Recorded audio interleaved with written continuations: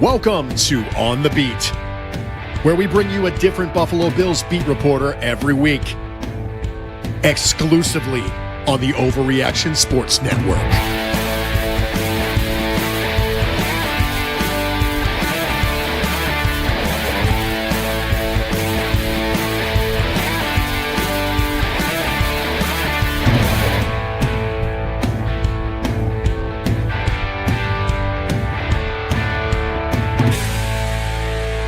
Well, what is going on, everybody? Welcome everybody into this episode of On the Beat, brought to you exclusively on the Overreaction Buffalo Sports Network, powered by Believe, a show where we bring you a different Buffalo Bills beat reporter or journalist every single week to talk about the news swirling around our beloved Buffalo Bills. My name is Joe Miller. You can find me on Twitter at Joe Miller Wired. That guy sitting next to me is former Buffalo Bill John Fina. You can find him on Twitter at John Fina. Please do us a favor. Please like, please subscribe, whatever platform you are consuming this live broadcast on. Please hit that like button. Please hit the subscribe button. And if you are listening to this in post as a podcast, same thing. Hit the like button, hit the subscribe button, leave us a review, maybe a comment, tell a friend, tweet it. I don't know. Just get the word out there.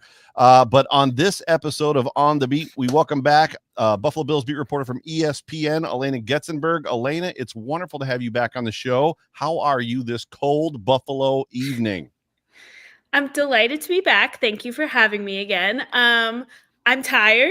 I think it's a busy time of year. We're still playing football. So it's an exciting time, a busy time. And so doing okay is what I would say, but happy to chat some Bills with you guys. Awesome. John, how are you, my fond co-host? Oh, I'm just doing terrific. I'm still, glowing with the victory over Denver, but sliding into anticipation for the big game. Of course, I will be in Buffalo with my friend Joe Miller hanging out, cheering on our Bills. So it's going to be super awesome. Bringing my son, who's starting left tackle at Duke University. Pretty cool, right? Before we talk, we want to talk about, ask you some questions just about the normal stuff, injuries, the Denver game a little bit. And then obviously we'll probably spend most of our time talking about the Ravens, but I want to ask you a question about the Ravens first. And I got to set this up. So the Buffalo Bills, as we know, are 9-0 at home. They've got a 14-3 record, losing only 2 games that mattered to basically 2 playoff teams. They're the number 2 seed in the AFC, and they're hosting a Baltimore Ravens team that lost to the Raiders on the road, lost to the Browns on the road, and have struggled in their history in the postseason. And somehow they're favorites against the Buffalo Bills at home this weekend. And I just want to ask you, is that weird? I think you got to watch that line a little bit. Like, I think right now the Ravens are favored. I'll say it opened with the Bills favored. And so I think it has some movement potential to it. So we'll see how that goes. It's a little weird to me. I expected the Bills to be favored in this one, almost like it's a close. I think this game we'll get into it, but I think it could go so many different ways that, like, I can't, if you're predicting that, like, what the exact outcome could be, I don't think you really know, because I just think it's a really interesting game that has so many components to it. But I would think that the home field advantage aspect of it would give the Bills a slight push, right, because that's typically how Vegas looks at that kind of thing. So I am a little surprised that we're sitting here on Tuesday night and the Ravens are favored, but it's by a point. It's not like they're favored by like 3 or something. I think that It would be like, what's happening? It's just 1 point, and I wouldn't be surprised if it moves at all. So what do you think happens with that, Alaina? Do you think they go back and watch the last game? They look at the Derrick Henry effect and they say, oh boy, we went 1.5, or do you think they do it on purpose, right? We get whole bunch of people dive in at 1.5 for the Bills, and then, hey, now let's flip it and let's arbitrage our own betting network. I'm not a betting expert. I think that's important to say. Like, yeah, nor am I. Maybe we need one on here to really explain how this works. I'm sure there is some logic to it. Do they want people to put money on the Bills? I don't know. Right. I would think it has something to do with that. I do think there is a. Sometimes these things sway with like public perception of, like, it can be like, ooh, one day, like, it's coming off the Bills played Sunday. So that was the line was set, the matchup was finalized on Sunday. So then, people might lean more Bills. And then, people are talking more about Lamar. Then it's like people put money, like it can shift. So with a line so close like this, I would think it's just like how perception is going and that kind of thing, because it's too close of a line for like any big movement. Yes, the money definitely moves the line. So depending on where the fans are leaning and where the majority of the money is going, a lot of times that will sway things, or that's why margins will shrink or increase or whatever. We can talk all about that. I just wanted to start there because that's where my head has been at for like the last 24 hours. Like there's things that Vegas pays attention to that just doesn't seem to completely add up when it comes to what's going on with that. But let's start coming off the Broncos game, where we always start with our beat reporters, who we love to have you guys on. You guys are so gracious with your time, and we appreciate it more than you know. And welcome to everybody in the comments section as well. If any of you have a question for Alaina, we will assuredly ask it if it fits where we are in the conversation. But when it comes to injuries, let's see. Cam Lewis went down. Taron Johnson, I gotta think, is sore. I'm not sure who else. So Brandon Codrington did not play due to his hamstring. But going through just kind of the injuries, what coach said on Monday and what you know right now, where are we kind of at on all that? Yeah, I think the one like there's two coming out of this game that I think we're going to be keeping an eye on throughout the week. It's obviously Ray Davis is in concussion protocol. That's right. So that's when you really can't predict how that's going to go. If he's not out of the protocol, do they bring up a Frank Gore Jr. in that situation? That'll be very interesting to watch if they feel like they need a third running back for the game. But Ray could also clear concussion protocol. It's one of those, of course, that they just have to see how he progresses. And then Alec Anderson is going to be a really fascinating one to watch. He is dealing with a calf injury that he suffered in the game. He did return to the game, but Sean McDermott did mention it when speaking with us on Monday. So I think it's something we're going to be keeping an eye on. And obviously, I don't have to tell you guys, but like having Alec Anderson out there actually is a very important part of their offense and like would change. Of course, they'd have someone else come in as the sixth offensive lineman, but you still he's been playing really well. So I do think that's something to watch. I don't think we're quite at a point where he's going to miss, but just something to keep an eye on. And then I would say Brandon Codrington, there is some hope from what he was made an appearance, I'm going to describe it, at practice last week. So he is moving on that hamstring. If it's going to be enough, I'm not sure, but I actually thought Khalil Shakir did a perfectly good job in his place. And so I don't think that one, you'd love to have him out there. I don't think it's the biggest concern they have. But the other two, I think, are really going to be interesting to see how the week progresses.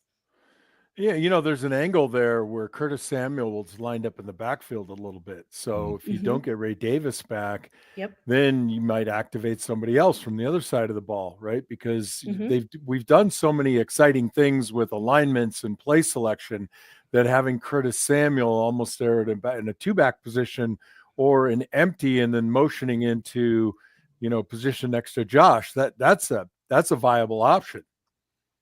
Yeah, I agree with that for sure. I think we've seen Joe Brady get creative. They can do a lot with this offense. So I think you want to have a Ray Davis, especially I saw a rumor of snow. I don't know if that's real or what you guys have. If you're attending, you're keeping even a closer eye on it than I am. So the wildly annoying thing, and are you downtown? Are you in Buffalo proper? So are you in the city? Yes, I'm in. I live in Elmwood Village. So yes. So you are above the line, right? You're above the snow line. I live in Lake. By choice, by the way, I want to make clear. I knew exactly what I was doing. I live in Lakeview, which is southern Hamburg, on the lake, and we are firmly in the snow belt. And what's been annoying this year about all of the snow, to include the snow we got yesterday, was so we had the storm in Thanksgiving, with the storm or whatever, a week and a half after Thanksgiving. I got 3.5 feet, and then we got about 6 or 7 inches yesterday. But every single time it's been the snow is going to end at 9. And then there's no snow on the thing afterwards. And this says it's going to end at 10. And then it's going to end at 11. And then it's going to end at 12. And it just keeps going. And then it just keeps snowing and it doesn't stop. So I would say over the next week or so, Orchard Park being directly adjacent to where I live, we're going to get snow. Like, I don't know what's going on. I hope the lake freezes. The lake hasn't frozen in like 4 years, 3 or 4 years. It's going to dip down into some serious cold temperatures, which we can talk about the weather this weekend too, as it pertains to this football game. But it's going to dip down pretty cold and give us some hope. The whole lake won't freeze, but hopefully enough of it may freeze to kind of keep that water from accumulating in the air and dumping all over us. But I would expect it's going to be what the forecast originally was 26 degrees, I think, on Sunday, 27, and then it dropped to like 22, and now is it in the teens officially, like 16? I saw something like that, and I think that's why I think the Ray Davis thing and Alec Anderson, honestly, like if it's go to the scenario that it's snowing and cold, you may want to, I mean, obviously we know the Bills offense wants to run the football, but with maybe some, Ray Davis has that extra size that you would like to have as an option for a game like this. And so how that goes will be interesting. Snow or not snow, we'll say. Right. And if it's not Ray Davis, then obviously to John's point, Curtis Samuel's an option, and then Frank Gore Jr. is on the practice squad. What about Alec Anderson? So who would come up behind him? Would it be Talon Grable? Would it be, I'm going to say Ryan Van Demark, because that is what Josh always says. I don't know if it's Van Demark. We all say Van Demark, but Josh says Van Demark. But which one of those two? Is there somebody different that might fill that role? I think it was really interesting this past week that Tylen Grable was up over Ryan I think it's Ryan Vandermark is how no one has it's how he has said it. So we're going to go with that. Perfect.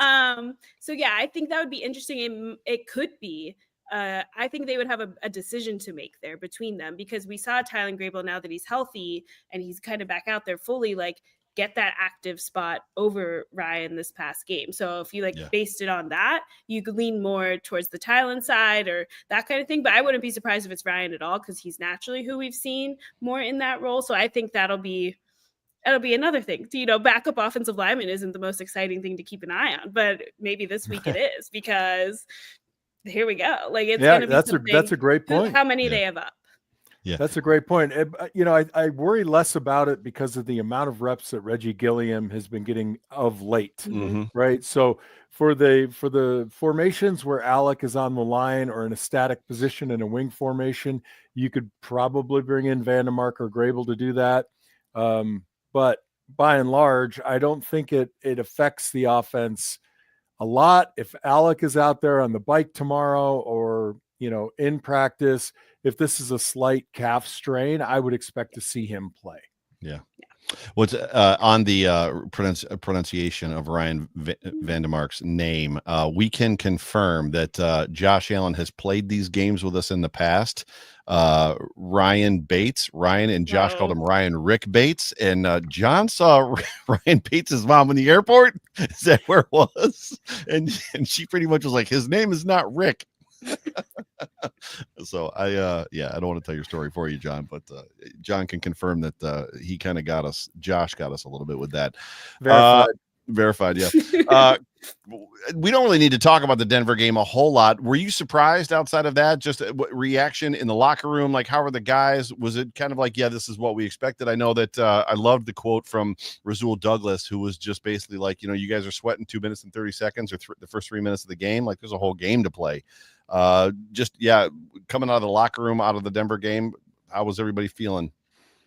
Yeah, I'll speak to the locker room first. I think a friend asked me, like, oh, was everyone like really excited in the locker room after the game? And I was like, actually, it felt like business as usual. Like, it was very much so like checking off a box. I see John's not surprised at all. Like, very much checking off a box, expected, next. Like, that was the energy. There wasn't like, there's been in lockers with the team that I would point to the Kansas City game this year. That was like a palpable, like, we needed like to cross this off, like that. There was a different energy to that. This really felt like, okay, next. Like, there wasn't like a huge, like, yeah, like they were excited, of course. Like, there was, positive energy, but it was not a mission accomplished, like it was very much so like, yep, as expected, to the next. And I thought I wasn't surprised by that, but I was like, the level of it, maybe it was still a playoff game, your season can end, but there is a confidence to this team that I think we haven't seen in the playoffs in the last couple years, like that they expect to win these games, and that is what they go in with. And I thought that was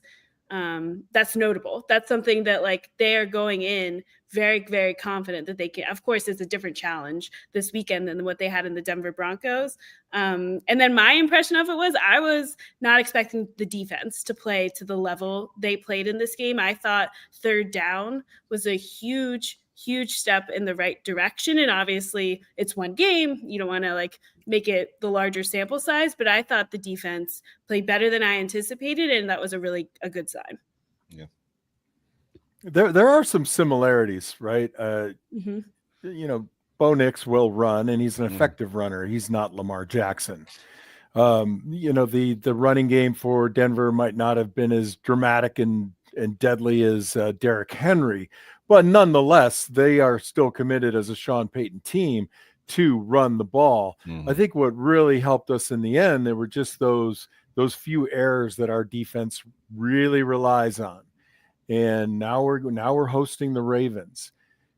What's your take on the approach defensively, Alaina? Do you think we're gonna add more pressure? Do you think we run a little 4-3?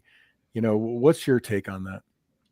I wouldn't be surprised if we see a lot of everything. Like I think, and whatever we saw in the last Ravens game, I would say throw that completely out the window. Like even in mind that, you know, they didn't have Terrell Bernard, Matt Milano, Taron Johnson. Like I still think like yesterday I asked Bobby Babich, like what stood out of what didn't go right in that game. Like when you watch the tape back, like what didn't work? He listed pretty much everything. So they're not going to take that approach there. And it was like hard for him to identify like what did go right. It was basically just that they stayed in it like during the middle of the game. So I completely throw that away. I think they do think like it's going to be interesting how they choose to attack Lamar. And I do think we don't know yet if Zay Flowers is going to play in this game. And I think that's another component to like, how do you know, are we going to see them in dime as much because you have to account for that? I don't know. Cause then you're running into the other risks. I'm not exactly sure exactly what approach they think is best because they came into that other Ravens game, it didn't work. So I think we're going to see them try different things. I wouldn't be surprised if they do one thing and it doesn't work and we see them abandon that and go to something else. I think they're going to have to experiment a little bit because this offense right now, I know the Steelers were struggling, but they look really, really hard to stop. And one solution to stopping that defense, if they can pull that off, I think that's a huge sign. If they can be like, this is working against this offense, but I don't think that's going to be the case with what Lamar and Derrick Henry are capable of at this moment.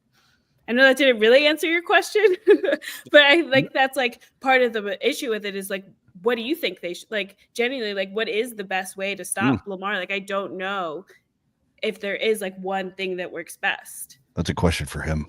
That's why I'm asking.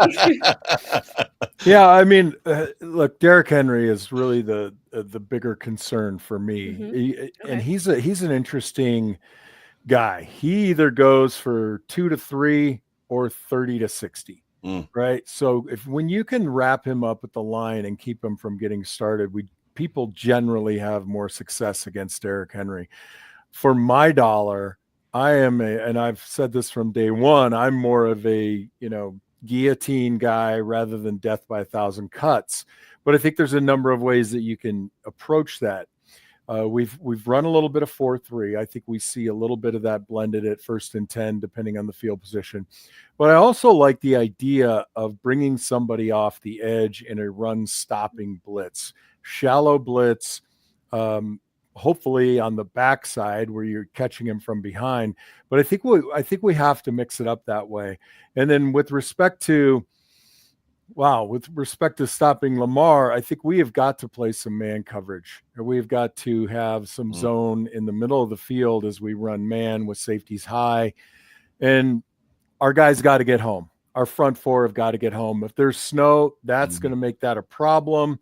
But hopefully that makes it more challenging for Lamar's escapability from the pocket. Yeah. And that's been the issue at times, right? Sorry, like them actually getting, they've had pressure, but like actually getting those sacks, you know, like that's where the problems come in is like they're going to have to do something they haven't actually showed a lot at times this year. Well, your point this past weekend, Denver, right? So they 51% pressure rate on Bo Nix, and he got away a lot from them. And if you allow Lamar to get away, he's going to get double the yards that Bo Nix got in that football game. I have an interesting question for you. So this game, Peter Schrager did a thing on Good Morning Football today where he ranked effectively the top 5 divisional round playoff games of all time. I don't know if you watched Good Morning Football or not. That's not really germane to my question. But the Buffalo Bills 13-second game was on there, and his number 1 game hasn't even happened yet. It was this one. Where are you in just kind of like, Buffalo isn't the ideal team necessarily to go, right? This isn't the spot like Miami, right? LA, like there's places to go that are kind of what we would call sexier cities to be in. Obviously, this team is very, very good, but you get the opportunity to cover a team that has an MVP candidate, right? The 2 seed coming to Buffalo, the number 3 seed that is also has an MVP candidate. Where are you kind of just in the whole thing of covering, like, I get to be here, right? This is my job. I get to be here.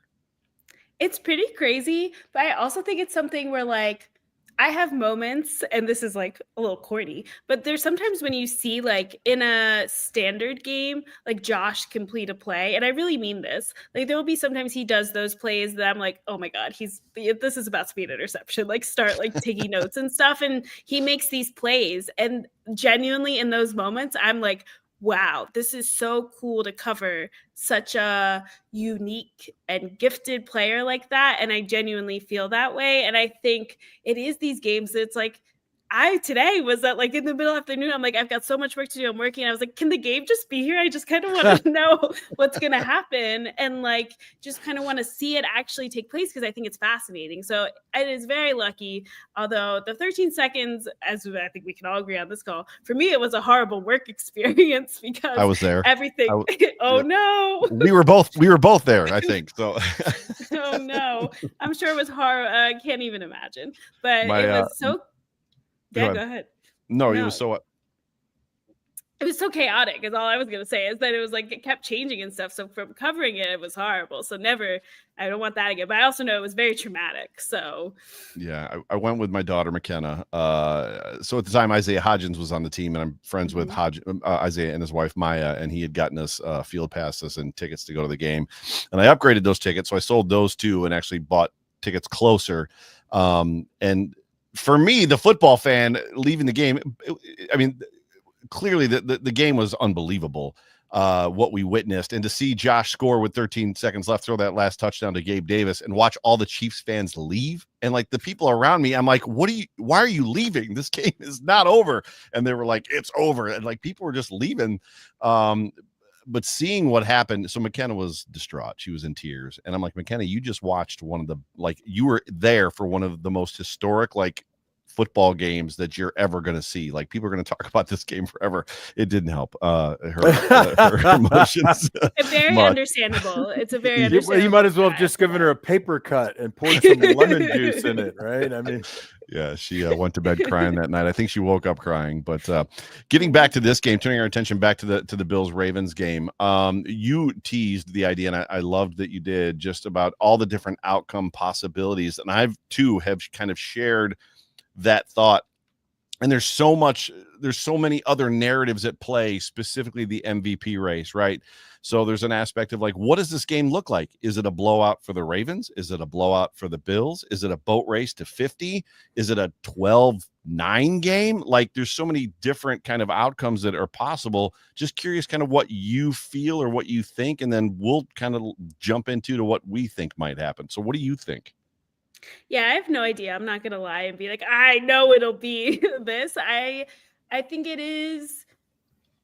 I would be surprised if it's not close. Like, I think if either team like completely blows them out, that would be a surprise to me, because I think these teams are both too talented, and Lamar Jackson, and like, of course, that's a whole nother discussion. The MVP debate between the franchises has gotten sadly like very angry and like antagonistic. And I think what ideally would happen is we would acknowledge that these are 2 great quarterbacks who had 2 great seasons, and like that the MVP voting's flawed in way, like we could have a more like nuanced conversation. But I do think like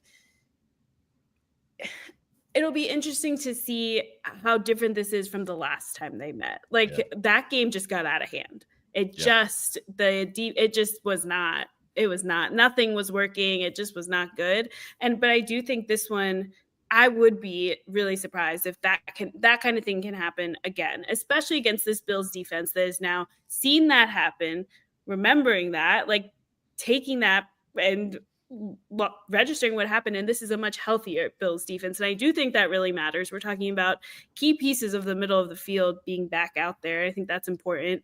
But I do think, my other prediction for it will be that I think it will be high scoring. I think these two offenses are good enough, and they're the strengths of both of these teams, that it'll be a high scoring affair and lots of touchdowns is what I will predict. Which way it'll go, I'm not sure yet. Yeah. I might have an opinion later in the week, but right now I'll say I could see it going. I leaned Bills early, but then I've been going back and forth. But I think it'll be high scoring if these two offenses can go off. But I'd love to hear what you guys think. John. Well, I'll say this. If the weather is still and not snowing, I would bet the over. And it will be close. I don't think you see a blowout in either direction. What is the over right now? I don't even know. Ooh, I don't know. It doesn't matter. I'm going to look it up. whether it's 55, 60, 51, I would still bet the over. I'm sure Brian Bowers or Richard Rush or Jay Sartori or Cassandra can tell us in the comments. 51.5. It's going to be way over that. Yeah, I think it's over that if the weather is still and cold, but not snowy, but add snow and wind. And I think you obviously will be below that. I feel like there's an opportunity. I too believe it's going to be more than likely a race to 35, 40 points for both these offenses. And it's going to be a blink fest, right? Or a blink test. Whoever blinks first is probably going to lose. And I feel the same way. There's an aspect of capability for both teams to be the team that makes the mistake. As much as Lamar has limited his interceptions incredibly this year, 40 touchdowns to 4 interceptions, he has fumbled the ball a couple of times. It doesn't mean that that he's still not going to throw interceptions. And the same thing for Josh as well. I found it interesting in this past football game against the Broncos, and this is just things that I muse over.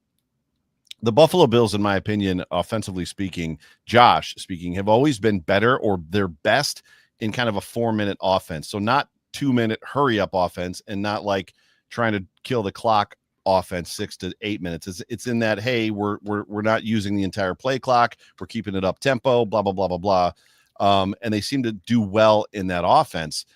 In the Broncos game, they were notoriously very calculated and being as slow as possible. So I think there's an opportunity that the Bills, and I hate it, that the Bills might try to play that whole, we're just going to keep the Ravens offense off the field because we know now and we trust this offense that if we are just going to grind out 3 yards a carry, 3.5 yards a carry, and then go for it on 4th and 1, we can do that. Which you were at the game. There were moments in that game I was yawning, like in the second quarter and into the third, and like I could hear dudes behind me yawning. Like there was just an aspect of that game. It was like, okay, if we could get some, it's 10-7. If we could get some action here, it would be great. But I think it could go a multitude of different ways. But I won't be surprised if the Bills try to play keep away. It won't surprise me at all. I don't know what you guys think about that. Yeah. Go ahead, Alaina. I have my opinions. I think I'll keep it quick. I think it's the best way to beat a team like this is to keep the offense off the field. You see that with a Patrick Mahomes team. The best way to beat him is that he's not on the field. I think that's how you beat these teams. That's how I play the Bills, is keep Josh Allen off the field. So that to me makes a lot of sense. I would run the heck out of the football. And yeah, it might not be the most exciting thing in the world, but the longer you especially because we've seen this offense take a lot of time off the clock in the Ravens, and I think that could get you into some trouble. Yeah, I think I offended John by saying that's quote unquote. I inferred that it's boring football. It's not boring football. No. I actually didn't think the game was very boring, so I was going to fight you on that a little more. But I think the part that I took umbrage with was 2 or 3 yards a carry, which we exceeded that in a very stellar fashion. Yeah, 4.5. It was beautiful. Yeah. But I also don't think your idea is mutually exclusive. I think you can run with a little bit more up tempo and not use the entire play clock, but still scheme such that you are, working on grinding a little bit more. And I'm in the boat with Alaina here. or Alaina, I apologize. I always get that wrong. I want to frustrate them a little bit. And I feel like long drives that are successful and touchdowns, mostly occasional field goals, tend to force other teams, is because these are all young men, loaded with testosterone, to get a little bit anxious in some of the decisions they make and less methodical. And I think that would bode very well for us in that type of game. Yeah, I agree. Alaina Getzenberg is joining us here on the beat on the Overreaction Sports Network. Alaina, do me a favor. We got one more question for you, but before we get to that, please tell everybody where they can find your content. Oh, and if there's any articles or anything recently out that you have, you can share that as well. Sure. So ESPN.com is where all the stories get placed. You'll see me pop up on TV every now and then talking about the Bills on ESPN. Have an Amari Cooper story from last week that kind of got into like his feelings of being in this offense and not being a huge part of it, and like why he's like totally fine with that, which I enjoy doing, getting to know Amari a little bit more. And then I'll plug at the end of the week, have got coming a story on Buffalo Joe that I'm very excited about, and like taking a deep look at how the season has gone and kind of what it's been like to have him be a consistent special teams guy and that kind of thing, that looking into that. And then all coverage this week long on Bills, Ravens. I'm sure lots more to come on this matchup. Yes. So last question for you, and it's kind of an out there question. Looking at as we've talked about it a lot in this in the time that we've spent together, just the amount of eyes that are on this game, it seems bigger than just a normal divisional football game. People are, and it's funny because the Bills have been in the quote unquote game of the year like 3 or 4 times so far this year. This is another one of those. But when you talk about pressure, and you're in the locker room and you talk to Josh and you're in those pressers and stuff like that. And obviously, not as much with Lamar, but when you look at Lamar, I think he's got 2 career playoff wins, and I think he's got 3 losses. Josh has a whole bunch of playoff wins. Josh, the pressure always being there, like every time he plays the Chiefs, can he beat the Chiefs? Can he beat the Chiefs? Who do you think, I guess where I'm trying to go with this is, who do you think has more pressure on them to win this weekend? Is it Lamar? Is it Josh? Does it not matter because these guys don't even care about that pressure? I think they care. I don't think they'll say they care, but they care. Micah Hyde said something like a couple months ago about how like this is on a separate note, sort of, but he was like, people will say individual stats like they don't care as much about them. That's a lie. They care about them. Like it still matters, even though they care about the team. Like they also like it's still something guys know. And I think it's right. To say that they're like immune to the pressure entirely, I think is like not fair to them being human beings, like that they are not feeling emotions and that kind of thing. I do think there's a weird pressure on Lamar to like get more playoff wins because they've struggled so much in the postseason. And because of these expectations on the Bills going into the year, where it was like, oh, will they win the AFC East? Like that kind of vibe puts a little less on Josh if I had to pick between the two.